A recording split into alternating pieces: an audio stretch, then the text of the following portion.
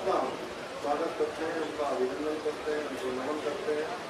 और क्योंकि एक नई शुरुआत आपने कहा, सिंह धामी स्वागत कर रहे हैं। सीधी तस्वीरें हरिद्वार से हम आप तक पहुंचा रहे हैं, जहां पर मुख्यमंत्री पुष्कर सिंह धामी कांवड़ियों का स्वागत करते हुए नजर आ रहे हैं और इस दौरान वो पूजा पाठ करते हुए उसके साथ ही देखिए तस्वीर में किस तरीके से कांवड़ियों का स्वागत करते नजर आ रहे हैं उत्तराखंड के मुख्यमंत्री पुष्कर सिंह धामी। और ये हरिद्वार से सीधी तस्वीरें हम आप तक पहुंचा रहे हैं, जहां पर आज कांवड़ियों के स्वागत के लिए इस कार्यक्रम का आयोजन किया गया है और इस कार्यक्रम में खुद मुख्यमंत्री पुष्कर सिंह धामी पहुंचे हैं और मुख्यमंत्री पुष्कर सिंह धामी खुद अपने हाथों से इस कार्यक्रम में पहुंचे कांवड़ियों का स्वागत करते नजर आ रहे हैं। जो लोग इस यात्रा से जुड़े हुए हैं, जो यात्रा को संपन्न करवा रहे हैं, उन सभी का मैं साधुवाद देता हूँ कि उनके अथक प्रयासों से इस बार की चुनौतीपूर्ण यात्रा बड़े सरल तरीके से संपन्न हो रही है। और इस बार हमने पहली बार उत्तराखंड के इतिहास में पहली बार हमने एक नया काम शुरू किया कि जब हमारा कुंभ होता है तो कुंभ में प्रादेशिक स्तर पर बजट की व्यवस्था होती है। इस बार हमने पहली बार कि हमारा ये कांवड़ मेला, कांवड़ यात्रा सुचारू रूप से चले।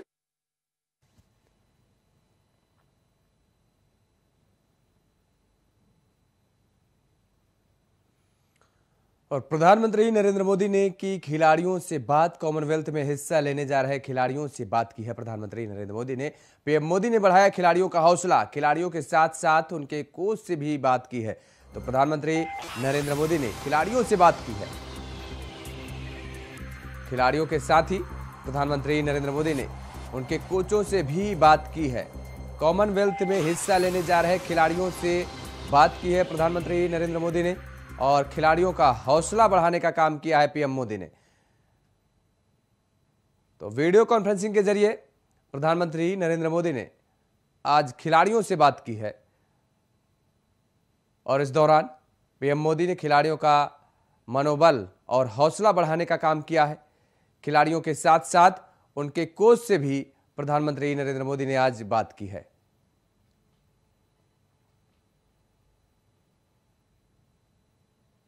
तो पीएम मोदी ने की खिलाड़ियों से बात। कॉमनवेल्थ में हिस्सा लेने जा रहे खिलाड़ियों से बात की है प्रधानमंत्री नरेंद्र मोदी ने। पीएम मोदी ने खिलाड़ियों का हौसला बढ़ाया, खिलाड़ियों के साथ ही साथ उनके कोच से भी बात की प्रधानमंत्री नरेंद्र मोदी ने। और फ्री बूस्टर डोज अभियान कार्यक्रम, आज कार्यक्रम में शामिल होंगे बीजेपी अध्यक्ष जेपी नड्डा।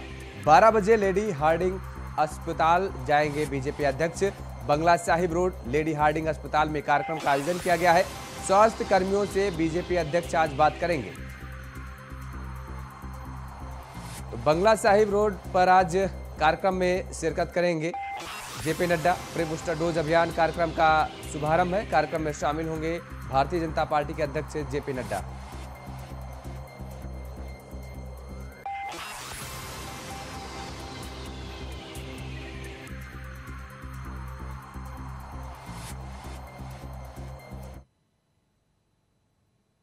और इस बीच आपको सीधे लिए चलते हैं दिल्ली, जहां पर लोकसभा की कार्यवाही में क्या कुछ चल रहा है वो आपको सुनवाते हैं।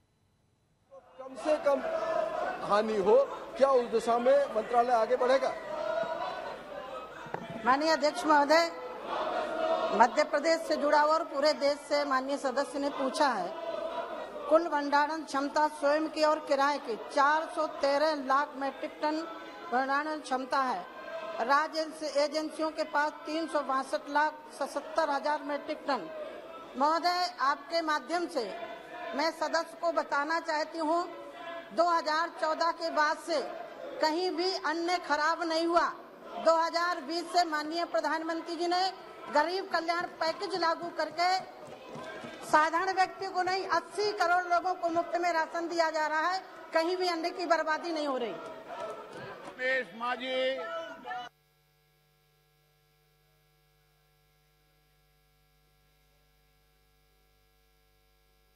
में कितना एफसीआई गोडाउन है, इसका कैपेसिटी क्या है, नया गोडाउन खोलने के लिए कितना प्रपोजल उड़ीसा से आए हैं और नया गोडाउन के लिए प्रोजेक्ट कॉस्ट क्या है, धन्यवाद स्पीकर महोदय। माननीय अध्यक्ष महोदय, पूरे देश के लिए मैंने अभी आपको बताया था, उड़ीसा के लिए हमारी सरकार पूरे देश के लिए सतत प्रक्रिया है और उड़ीसा में अपने गोदाम केवल 565 हैं और किराए पर 1552 गोदामों की कमी नहीं है। माननीय अध्यक्ष महोदय, गोडाउन की व्यवस्था हमारी सरकार लगातार कर रही है। मैं माननीय सदस्य के सामने एक विषय जरूर रखना चाहती हूँ। ये जो साथ में खड़े हैं, मैं उनको भी एक संकेत देना चाहती हूँ। अभी माननीय सदस्य ने कहा कि गेहूं चावल बर्बाद हो रहा है। यदि मैं 2014 के पहले जाऊं तो कितना बर्बाद होता था, ये आंकड़े में प्रस्तुत कर सकती हूँ। आज कहीं भी वेस्ट नहीं हो रहा है। हाँ, कहीं बरसात के कारण या बाढ़ आने के कारण कहीं भी वेस्ट नहीं हो रहा। श्री जगदम्बा पाल जी। अध्यक्ष जी, मैं बहुत आभारी हूँ। ये बहुत महत्वपूर्ण सवाल है पूरे देश के उत्पादन का, और माननीय मंत्री जी ने कहा कि प्रधानमंत्री गरीब कल्याण में हमने देश के 80 करोड़ों को कोविड के दौरान पिछले 2 वर्षों से दिया है। मैं जानना चाहता हूं कि खाद्यान्न का उत्पादन लगातार बढ़ रहा है, लेकिन रखने की कठिनाई में एफसीआई कर रही है, और इन दौरान उत्तर प्रदेश से साइलो बनाने की मांग, क्योंकि माननीय वरिष्ठ मंत्री जी मौजूद हैं कि पूरे देश में जो एफसीआई के मौजूदा गोडाउन है, इसकी जगह पे अब साइलो गोडाउन्स बन रहे हैं, और उसकी जो डिमांड्स है कि उत्तर प्रदेश में अन्य राज्यों में उसकी क्या नीति है, और क्या उत्तर प्रदेश में साइलो गोडाउन्स की और स्वीकृतियां जारी करेंगे, मैं जानना चाहता हूं। माननीय अध्यक्ष महोदय, साइलो सिर्फ गेहूं रखा जाता है, चावल नहीं रखा जाता। जहां जरूरत है उसके लिए उत्तर प्रदेश में भी स्वीकृति हुई है। चावल और गेहूं दोनों में बहुत बड़ा अंतर है, इसलिए चावल कभी साइलो में नहीं रखा जा सकता। माननीय सदस्य ने उत्तर प्रदेश की बात की है, मैं उनके पास पूरी सूची उपलब्ध करा दूंगी। सदस्यगण, पीयूष गोयल जी।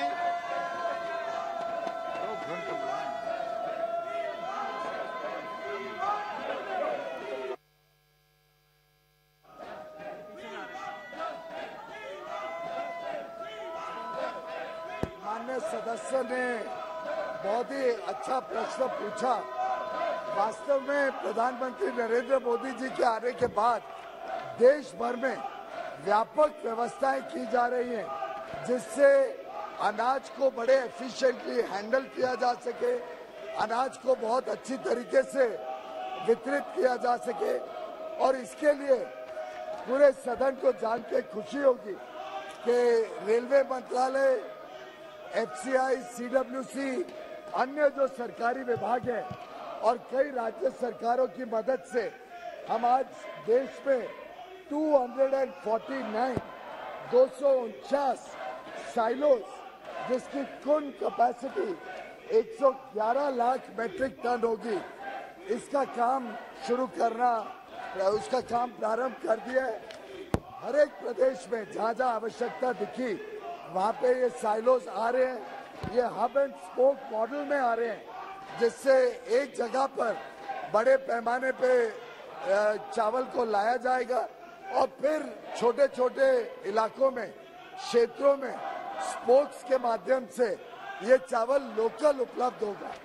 उत्तर प्रदेश की बात की गई, मैं बताना चाहूंगा कि उत्तर प्रदेश में हरदोई, बुलंदशहर, शाहजहांपुर, सीतापुर, लखीमपुर, गोंडा, बहराइच, कुशीनगर, महाराजगंज, गाजीपुर, मिर्जापुर, जौनपुर, रामपुर, जलाऊं, इलाहाबाद, प्रतापगढ़, आजमगढ़, बलिया, अंबेडकर नगर, सुल्तानपुर, भदोई, मेरठ, अमेठी, औरैया, बागपत, बलरामपुर, बिजनौर, गाजियाबाद, कानपुर देहात, मऊ, फरुखाबाद, रायबरेली, सहारनपुर, श्रावस्ती, बुलंदशहर, झांसी, सिद्धार्थनगर, कानपुर, संभल, चंदौली, बदायूं, बांदा और उन्नाव, इतने सारे क्षेत्रों में ये चावल के साइलोज आ रहे हैं। ये जो उत्तर प्रदेश की जनता ने ऐतिहासिक प्यार योगी जी की सरकार और मोदी जी की सरकार को दिया है, मैं समझता हूँ सरकार भी दिन रात सेवा में लगी है, जनता की सेवा में लगी है। एक साथ पूरे उत्तर प्रदेश में इतना बड़ा जाल चावल के साइलोज का मैं समझता हूँ भारत के इतिहास में कभी नहीं हुआ होगा। मैं उत्तर प्रदेश की जनता का धन्यवाद करता हूँ और उम्मीद करता हूँ कि उनकी जो आशाएं अपेक्षाओं को पूरा करने का काम मोदी जी ने शुरू किया है, जिसका काम योगी जी दिन रात आगे बढ़ा रहे हैं, इसका एक प्रमाण जनता के सामने रखा गया है। धन्यवाद। माननीय सदस्यगण,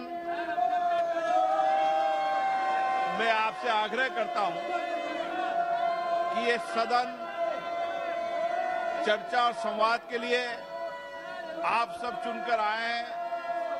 आप अपनी बात सदन में रखें, मुद्दों को सदन में उठाएं। जो विषय आप नारेबाजी कर रहे हैं, अच्छा हो, मैं आप सबको शून्यकाल के अंदर परमिशन दे रहा हूं। आप अपनी सीट पर जाकर बैठें, शून्यकाल के बाद आपको बोलने का मौका दूंगा। आप अपनी बात चर्चा से देश की जनता के सामने पहुंचाएं। अगर कुछ मुद्दे उठाना चाहते हैं तो ये सदन मुद्दों पर चर्चा करने के लिए तैयार है। देश में संसद लोगों की अभिव्यक्ति के लिए, लोगों की भावनाओं को उठा करने के लिए, प्रश्नकाल जैसे महत्वपूर्ण समय में आप नारेबाजी करते हैं, तथ्य लाते हैं, ये सदन के लिए उचित नहीं है, देश के लोकतंत्र के लिए उचित नहीं है। देश की जनता चाहती है सदन चले, यहाँ चर्चा हो, संवाद हो, सहमति असहमति इस लोकतंत्र की विशेषता है। लेकिन अगर आप मुद्दा उठाना चाहते हैं तो आप सीट पर जाकर बैठिए। ये नारेबाजी करने के लिए आपको सदन में नहीं भेजा है, ये तख्तियां लाने के लिए सदन में नहीं भेजा है। बहुत महत्वपूर्ण समय है संसद का और आप हमेशा नारेबाजी करते हैं, ये उचित नहीं है। सभा की कार्रवाई आज दोपहर 2 बजे तक के लिए स्थगित की जाती है। तो चल रहा है कि तो लोकसभा की कार्यवाही शुरू हो चुकी है। ये सीधी तस्वीरें लोकसभा से है, जहां पर तो 2 बजे तक स्थगित कर दिया गया। लोकसभा की कार्यवाही को 2 बजे तक स्थगित किया गया है। महंगाई को लेकर के विपक्ष ने जमकर प्रदर्शन किया और हंगामा किया, जिस पर सरकार ने जवाब भी दिया। दरअसल महंगाई को लेकर के विपक्ष का रुख जो था वो आक्रामक नजर आया और इस दौरान सरकार ने विपक्ष को महंगाई के सवालों पर जवाब भी दिया। तो लगातार जिस तरीके से जीएसटी का भी मामला उठा कि खाद्य सामग्री पर जिस तरीके से जीएसटी को लगाया गया है, उसको लेकर के भी विपक्ष आक्रामक नजर आया और उसका विरोध करता नजर आया लोकसभा के अंदर भी। वहीं सरकार की तरफ से जवाब भी दिया गया।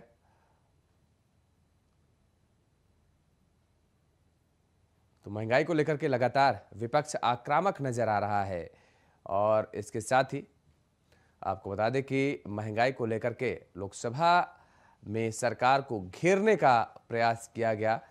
वहीं साध्वी निरंजन ज्योति ने लोकसभा की कार्यवाही के दौरान विपक्ष को जवाब दिया। खाद्य सामग्रियों पर टैक्स लगाने का मुद्दा उठाया गया विपक्ष की तरफ से, जिस पर साध्वी निरंजन ज्योति ने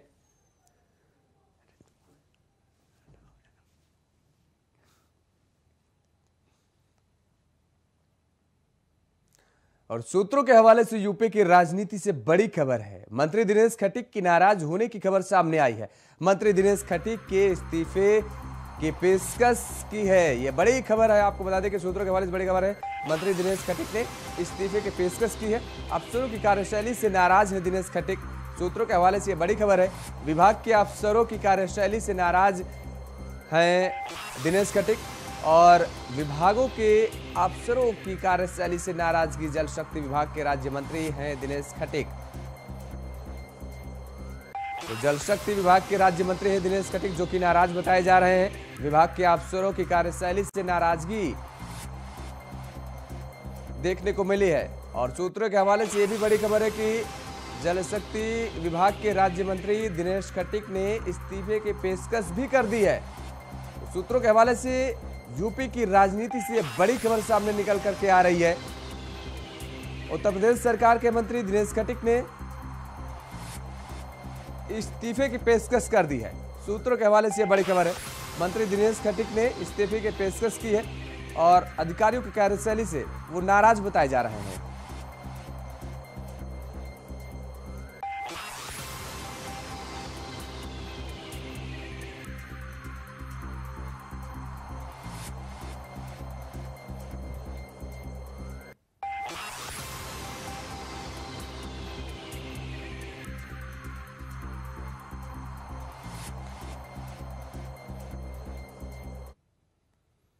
और रुक करेंगे वाराणसी का, जहां पर ज्ञानवापी और श्रृंगार गौरी केस का मामला दरअसल जिला जज की कोर्ट में आज सुनवाई पूरी।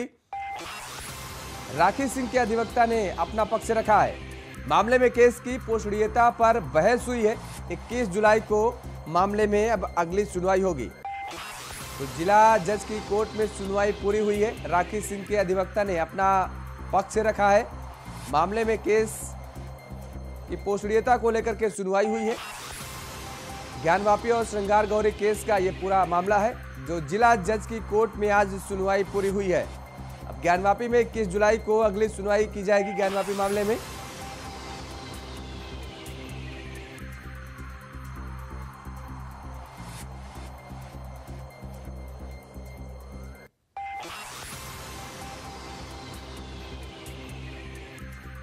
मामले के केस में पोषणीयता की लेकर के सुनवाई हुई। 21 जुलाई की अब अगली तारीख निर्धारित की गई है, जब अगली सुनवाई की जाएगी।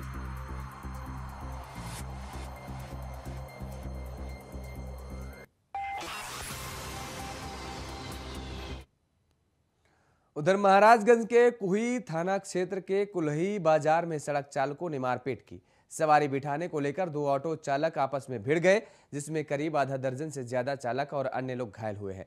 वहीं चालकों में मारपीट होता देख सवारियों के होश उड़ गए।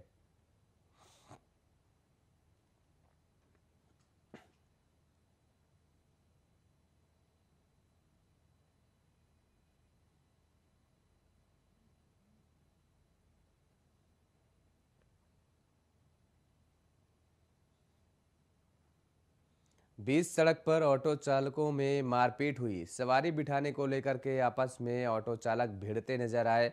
आधा दर्जन से ज़्यादा चालक और अन्य लोग इस मारपीट में घायल हो गए हैं और बीच सड़क पर यह मारपीट हुई है। महाराजगंज से तस्वीरें सामने आई हैं, जहां पर मारपीट का मामला सामने आया है। ऑटो चालक के बीच ये मारपीट हुई है। सवारी को बैठाने को लेकर के मारपीट हुई है।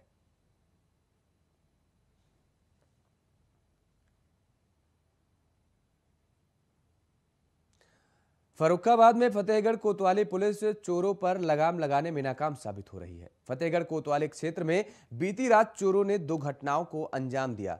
पहली घटना में चोरों ने बरगदिया घाट पर गंगा किनारे बने मंदिर में चोरी की घटना को अंजाम दिया। चोर मंदिर में रखे बक्से से ठाकुर जी की मूर्ति समेत 90,000 की नकदी और 2 सोने के कंगन चोरी कर ले गए। वहीं दूसरी घटना फतेहगढ़ के मोहल्ला जाफरी की है। बीती रात चोरों ने आंगनवाड़ी सहायिका के घर को निशाना बनाया। चोरों ने आंगनवाड़ी सहायिका के घर को निशाना बनाया। वहीं सूचना पर पहुंची फतेहगढ़ कोतवाली पुलिस मामले की जांच पड़ताल में अब जुटी है। सोने के थे। इस पर वो बक्सा इसके ऊपर रखा था बक्सा।